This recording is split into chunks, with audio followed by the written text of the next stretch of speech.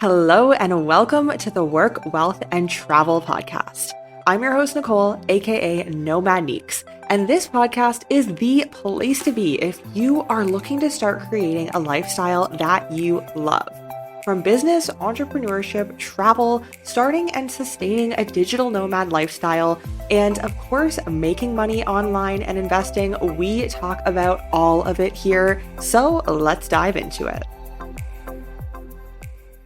Welcome back to our Digital Nomad Digest segment of the Work, Wealth, and Travel podcast with myself and my co-host, Cami. So today we are going to be chatting about a topic that every nomad, traveler, anyone who leaves their home country or even travels within their home country really needs to know. And as both of us being nomads for many years, nomads, long-term nomads, expats, all of the different things, we have had to figure out the best way that works for us to book accommodation when traveling, whether that be long-term, short-term, medium-term accommodation. So today we're going to share what that looks like for each of us and some of our tips and tricks that we recommend throughout years of travel and being nomads. So Cami, why don't you start us off with a few of the tips that you have either done or recommend, and then I would be happy to share some of mine as well.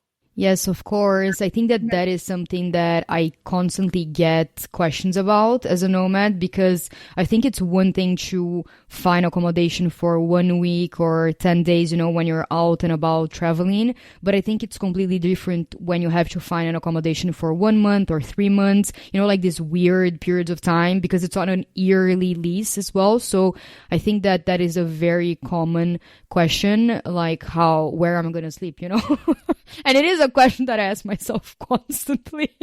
We were just talking about this. Now I'm in this transition period, so I'm having to find a new place wherever I'm going next. And yeah, it is a challenge, but I think that with this episode, you are going to have just going to have help that we didn't have. So you're going to be on the front run, if that's even an expression. So I would say that my first very big tip is Facebook.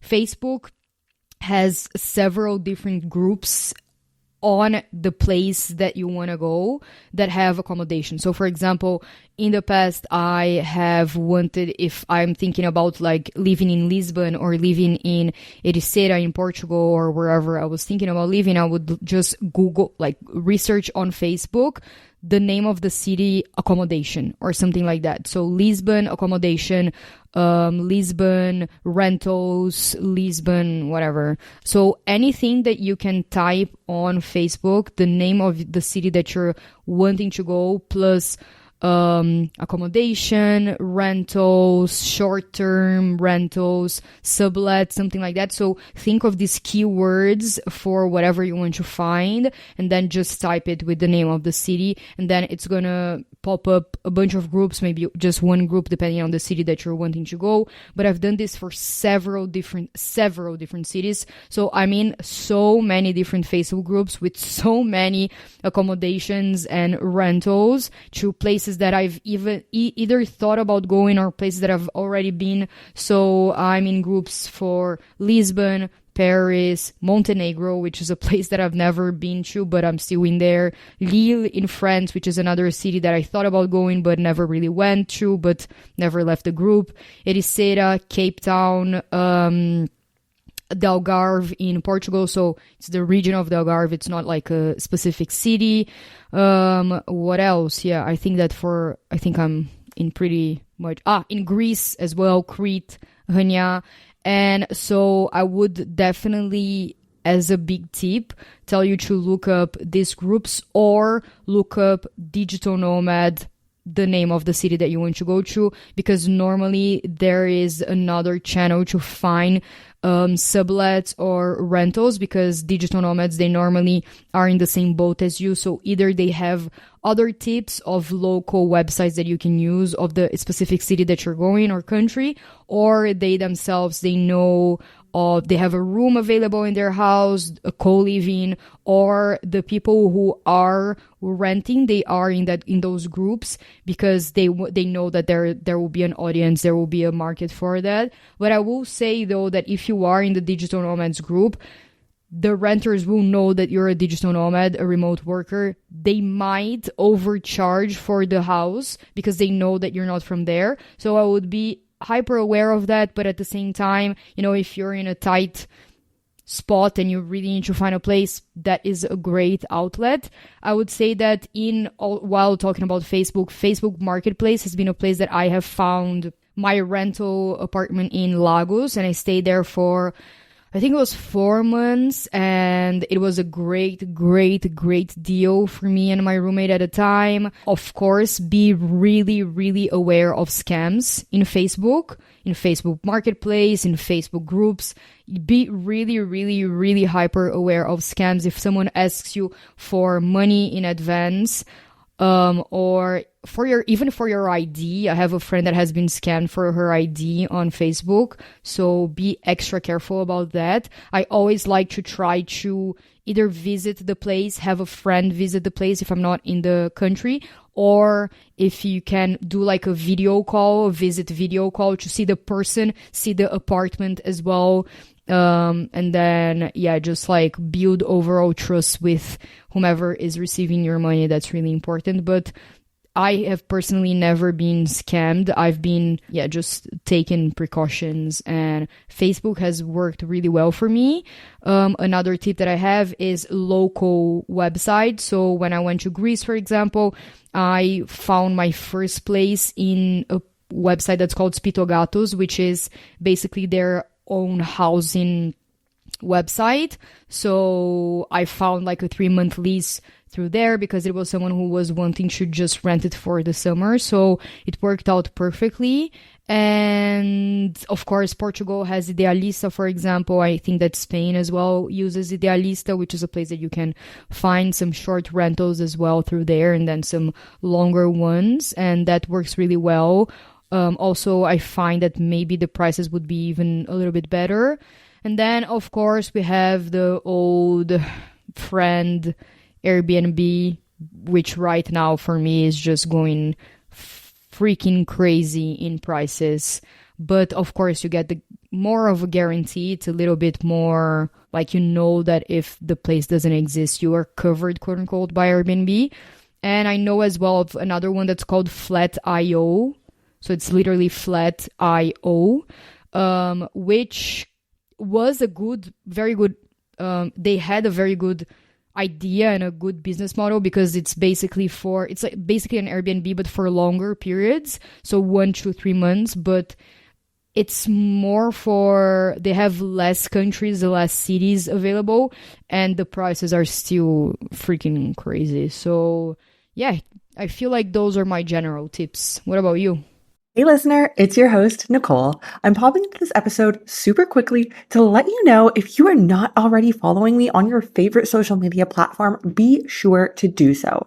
I hang out on all of the platforms and I post every single day on Instagram. All of the links are in the show notes below. Be sure to go follow me on your favorite platform at Nomad, and let's get back into the episode. Yeah, and you saying that, I'm going through my bookmarks on my computer because I used to have so many. Most of them are Europe, Central Europe based, I find, but Flatio or Flat.io was one of them. And I had a bunch of them saved, but I honestly found the prices on almost every other website were less than those because they are, pretty boutique booking websites, probably not super high volume. So I don't have any of those bookmarks to recommend, but I was making a bunch of notes as you were speaking. So first of all, Airbnb, I will say we usually do stay at Airbnbs, and I agree the prices are kind of crazy, and I never look at the price. I always set my dates and then go to book and then see the price because they add the cleaning fee and the service fee can be up to $100 plus depending on how much your booking is. Like, I don't know if Airbnb or the host, I don't know who gets that service fee, but it's a lot. And so I will say I have found since last summer to this summer, prices have gone up. But also, like you said, to kind of counter that, Their customer support is so good. If you ever have an issue, if you really have any type of problem in Cartagena in Colombia, we booked a place that the photos looked really nice. And it was honestly kind of a dump. And we got there, and because it was in a pretty low income neighborhood as well, the whole neighborhood had no electricity. So we were in the middle of Colombian summer, so hot, no shower water, no internet, no AC, and the whole area. It's not like we could just go to a local cafe, and there weren't even cafes in the area because it wasn't a great area. And then the shower head had drips coming out of it, drips. And I was like, I have a lot of hair. Like, if I just got a bowl and poured water over my head, it would have been more beneficial, which I actually had to do that in Cancun. We were in another place, and that was not booked through Airbnb. We kind of took that one off of Airbnb, even though we initially connected with them there. So you can pay a little bit less, but we didn't have the Airbnb protection. And yeah, that shower, the AC went out one morning, the Wi-Fi went out, so we had to run to a Starbucks. So I will say, if you book on Airbnb, you are paying for kind of that convenience. And we've probably had to contact Airbnb like 3 or 4 times in our 2 years of travel. So it's not horrible. But it is nice to have that protection. So that's kind of what I will say with Airbnb. And we do book most of our places on Airbnb, even though the prices are a little bit higher. But if you are staying in an area where you speak the language, I find Facebook Marketplace can be really beneficial. Usually I won't really look on Facebook Marketplace if we're in Romania, for example, and especially if we're in a smaller town and we don't speak Romanian. Here it's great because my partner speaks Spanish, so we can really kind of, they don't know if we're locals or tourists by just messaging. Of course, I'm sure they can look at our Facebook profile, but just by messaging, they don't know. Whereas if you message in English, they're gonna know and they're gonna jack up the prices. So I will say that we did get a really good place in Paraguay in a really small cottage town outside of the capital, and it was $450 per month, 3 bedroom, outdoor barbecue, pool. Like, it was beautiful, but that was also the off season. I would say it's probably double in the summer because it's a cottage country, but still super affordable. So that's, I think, a really great hack. But I would say, for me personally, it sounds like maybe you not, but for me, I kind of like to use that with caution if I speak the language. Otherwise, I know they can scam you, rip you off. I know in a past episode I spoke about, we were looking here in Buenos Aires in Argentina on Facebook instead of booking through Airbnb. And they were like, you have to send us a 20% deposit. You go to the bank machine. I'll give you my ID number. You send it. And we were just like, no, that's not happening. They wouldn't even show us the apartment. They literally just wanted the deposit. And they all wanted that. So I don't know if they were all scams or if that's how it works in the country, but we were just like, that's not happening. That's a recipe for disaster. So I lived in Asia. I lived in China for 4 years. And if you are in Asia, the app that I always use, and I actually book all of my flights on this app because I find they have the same flights as everywhere else, but they're the most affordable flights consistently for the last 4 years, is trip.com. It's a Chinese website, but they have it in English and they have an app, and you can earn rewards through it, which is great. You can book all flights, you can book hotels, and I find the hotels in Asia are a really good value at a good price. And you can also now book train tickets in like the UK and Korea, in certain places, and in China, of course, as well. So I find that is a really nice multi-purpose app. That's the only app I used when I lived in China and traveled in Asia. But another good one, and I usually will check this app and Airbnb when booking, is called Agoda. And I think some people know about it, but it's not as popular as it should be because the prices and what you can get is just amazing. You can find kind of like apartment hotels, like an Airbnb on it, but you can also find normal hotels and hostels. And especially if you're in Asia, but really anywhere in the world, I find Agoda is a really good booking platform. So I'll usually check Agoda and Airbnb when looking. And usually Airbnb wins, especially in this part of the world. But I have both of those on my phone and I always check them. And another quick note, I just want to add, I don't know how many countries this is available in, but I definitely know it's in Canada and America. And a lot of the listeners are from America. But if you're from another country, try it out and see. So there is an extension in Google called, I'm opening it up now, Rakuten, Rakuten. and it's essentially cashback. So I don't book. Do you know about this, Cami? No. No, not this one specifically. Like I've heard about other cashback options Yeah. with booking Okay. platforms. Okay, yeah, I'd love to hear the ones that you know, but this one, I know there's other ones. There's Honey. I don't like to have a million installed because it's just annoying. This one I find is amazing for a good percentage of cashback. And it's not on every website, but what I'll do is I'll check the prices on Agoda, on Airbnb, on the app, and then I bring it over to my computer and I will then double check the pricing and book it on my computer and activate Rakuten, and I just booked the tour for my partner's birthday. It was like an experience here in Buenos Aires, and I think I got like 12% back, which is crazy. Like it's such a high percentage. Not all of them are 12%.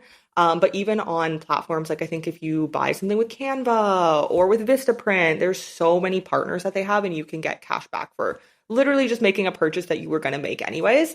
And I think maybe hotels.com or Agoda, one of them are partners as well. So I like to book everything through my computer for that purpose. And then another one I have, these are like all of my hacks that I've learned over the years, is hotels.com. So this is an app that I check on my phone again and book on the computer. But what it will do, and the reason that I like it, is because it does check apartments and it does check hotels and hostels, so kind of everything. But when you book 10 nights, it will give you one night for free. So it really depends the value of those nights. I've had free nights that are worth $100 and I've had free nights that are worth $20, just depending on the cost of the accommodation that you booked for those 10 nights. So that's kind of nice. And we actually got a free place when we were on a layover in Belgium for just booking other places on the app. So I kind of like that too. It gives you a little money back. And then my last tip that I have is house sitting. We've actually never done house sitting, but there's a few ways to go about this. And I know some of the apps, there's Mind My House, there's Trusted House Sitters, which I know is one of the big ones, but I know that they kind of are getting a little bit crowded over the last few years of people talking about them. I've had two really amazing house sitters on the podcast in previous episodes, and they really went into depth on how you can be a house sitter and what that looks like in the process. But it is getting more and more competitive, is what, something common that I've heard across all house sitting platforms and people who do house sitting pretty often. So what I would say is to get started a different way. And what they have actually recommended is to go into Facebook groups. So there are Facebook groups for house sitting, just specific for house sitting. So I think I'm in like a Costa Rica house sitting. I'm in a Panama house sitting, I think. There's a few different groups for house sitting. But what I recently did when we came to Buenos Aires was I posted in the Digital Nomad or Expats in Buenos Aires group. I posted an intro, I posted a photo of me with a pet, and I said, hey, if anybody is, like we have it booked for a month, but we might stay for another month. If anybody is needing any pet sitting during these months, we'll be here. Let us know. So it's kind of a nice way to potentially get some free accommodation. Of course, it's not guaranteed. I actually had somebody comment on that post saying, this is the most brilliant post I've ever seen to get free housing. And I was like, well, yes, it is free housing, but I also do miss pets. It's probably one of the things I miss the most, being on the road full time. I have a cat back home and I love being around animals. So that's kind of a nice perk of it as well, is that you get to spend some time with animals when as a nomad you likely would not otherwise. So those are kind of my main tips and go-tos for what I do for booking.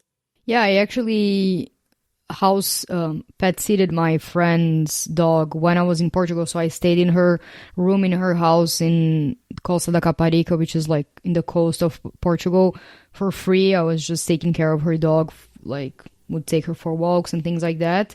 And the way that showed up was basically like we follow each other on Instagram. She posted a stories and asking for someone, if someone had dates and things like that, and it matched with my date. So then I ended up going. So I think also like being aware of your friends, who have pets or something like that, that could be really, really like a nice avenue as well. I would say that right before, when you were talking about Facebook Marketplace and how, we have to be aware of scams, I would say that if someone that if you're someone who wants to make sure that, you know, you're not being scammed, but at the same time, you don't want to be paying Airbnb prices, one tip that I would have for you is book for 1 week in Airbnb. And then during this week, you manage to actually visit the places and, you know, do visits on the Facebook Marketplace places. And then if someone doesn't let you visit the place, then of course, you know, it's a scam. But then you can meet the person if you're not there, you know, if you're in another country, at least you have this week where you can meet the person, you can give them the money in the hands and receive the keys in your hand. So I think that that could be a really, really good tip for you.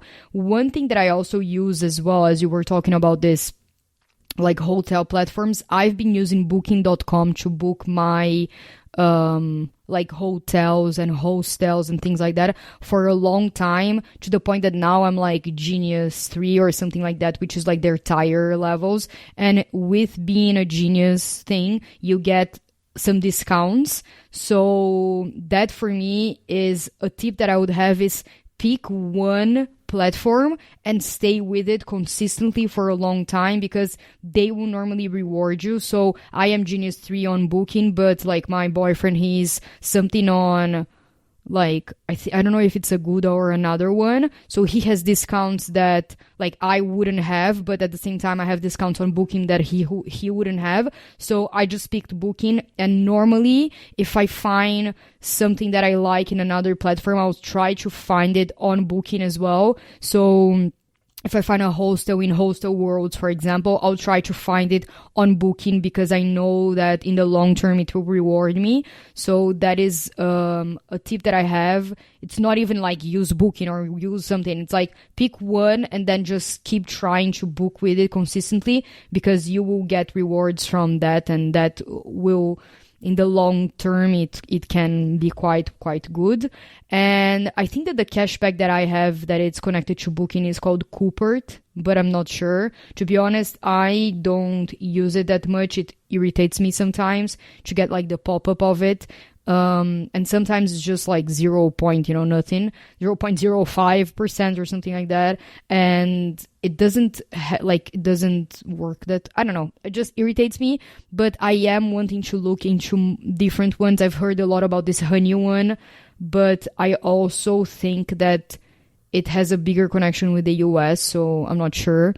And yeah, I think that in saying all of this, you were also talking about, in Airbnb, that's the last thing that I was wanting to talk about. In Airbnb, I know that when you book for longer than 1 month, you have a very big discount.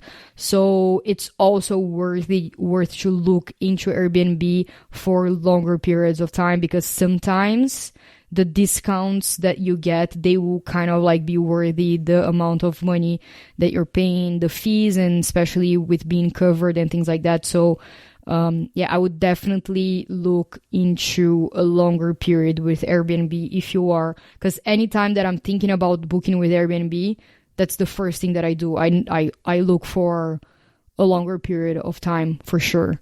So yeah, I think that everything has its pros and cons, So, for example, with the house sitting thing, I personally find that whenever I was looking in the platforms and things like that, it's harder to find a place that you can house sit for like 1 month or a longer period of time.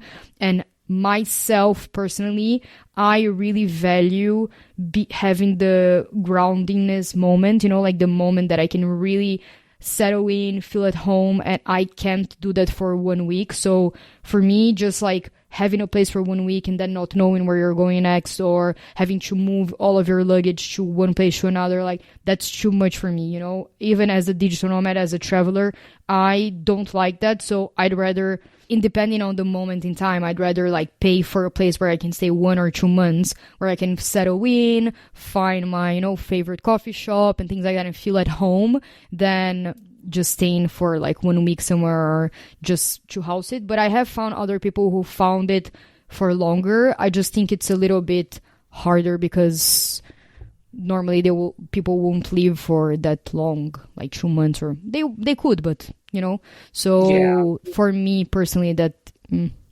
puts me off a little bit.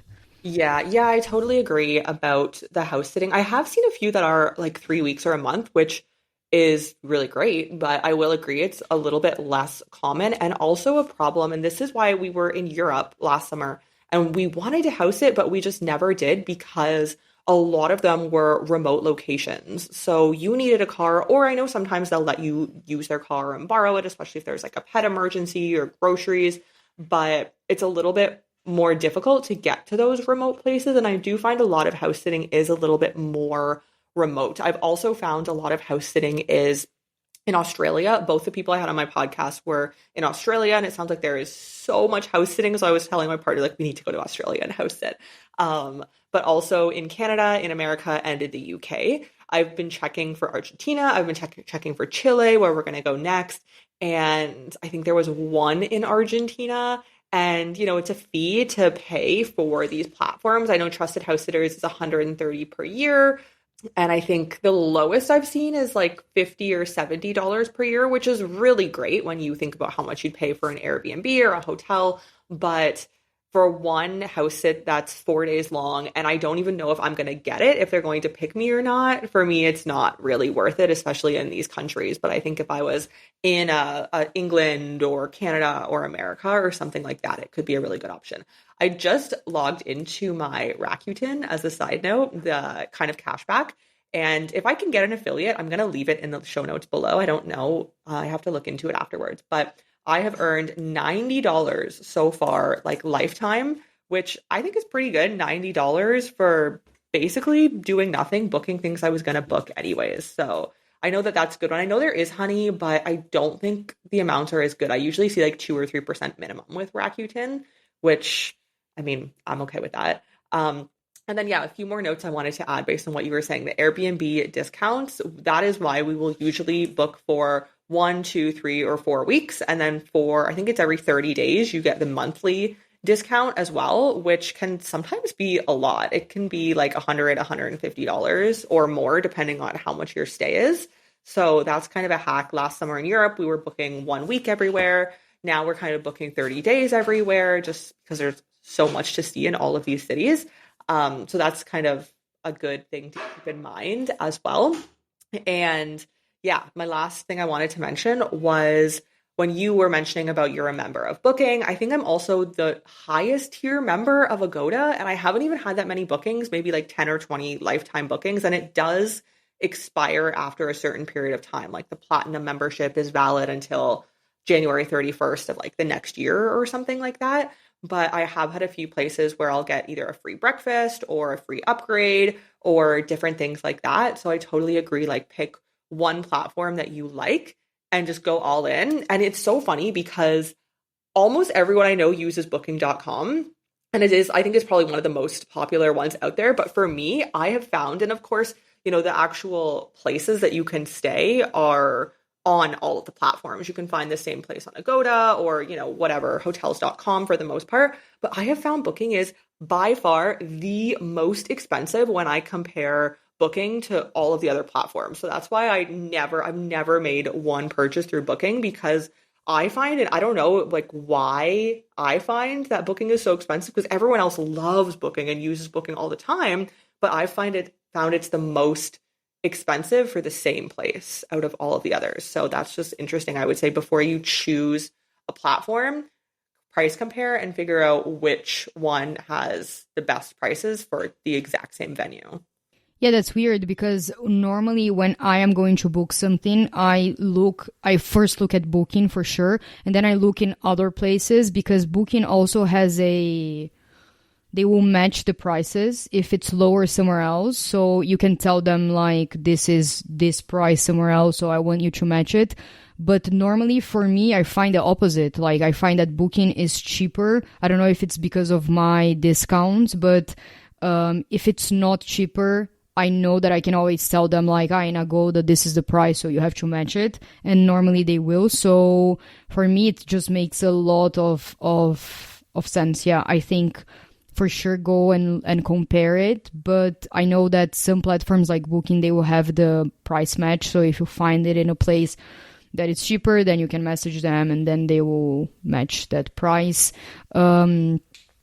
And yeah, but just stick with one and then make sure that your cashback is connected to your platform as well. Like the platform that you pick is, it will give you a cashback. So I think that all of these little, hacks, they will end up in the long run, you will save you some money, and yeah, you'll get some benefits from it as well. I think we really play the long run. It's too bad that Airbnb doesn't really have that. Like they don't really have a benefits thing.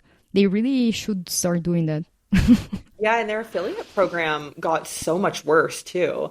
I forget what it used to be and what it is now, but I think it used to be like $25 on every booking, like new referral. And now it's something, I don't know what it is, but now I don't even think they actually offer an affiliate program anymore. Probably because it's so big, which is understandable, but yeah, kind of sucks. Yeah, I think they don't really care at this point anymore. Yeah. They're like, I don't need to do anything to improve this because you're just gonna book it. Which is true. Yeah. Yeah. Well, this was Unfortunately. great. This was so much really actionable knowledge and tips on what we have learned. And even for me, it was great to kind of write everything out and see, okay, these are all the things that I've learned over the years because it's been 6 years in the making. So yeah, thank you for sharing all of your tips. I hope that this helped you. If you listened all the way to the end, I would love to hear what tips you liked the most. So feel free to take a screenshot of the episode wherever you are listening, post it on your favorite social media platform, and be sure to tag myself and Cami. Our links are below. I would love to hear what actionable tips you really found helpful. And of course, if you are listening, please give this podcast a 5-star review and rating, whether that be on Spotify, on Apple, wherever you are listening. That really helps promote the show.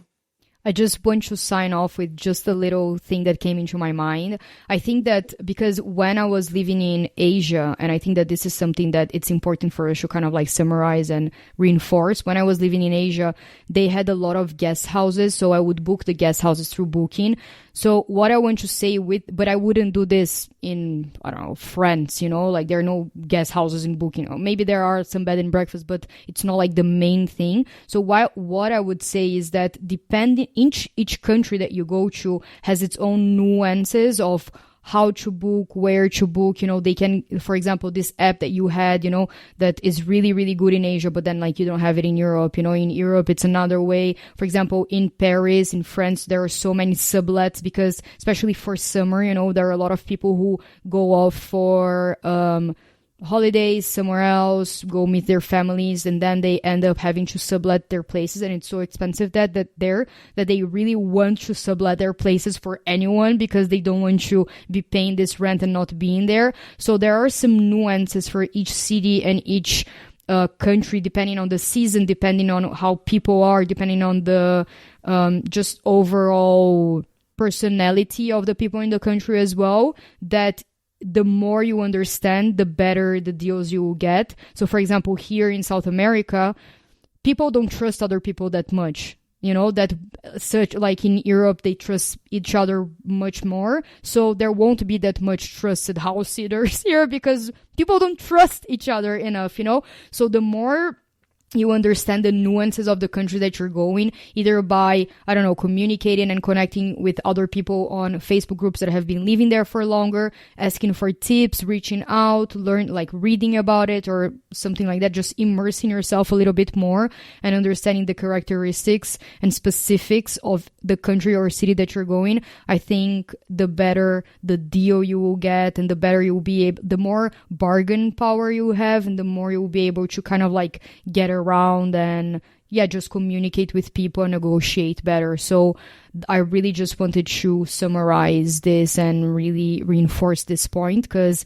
I think it's just really, really important and helpful.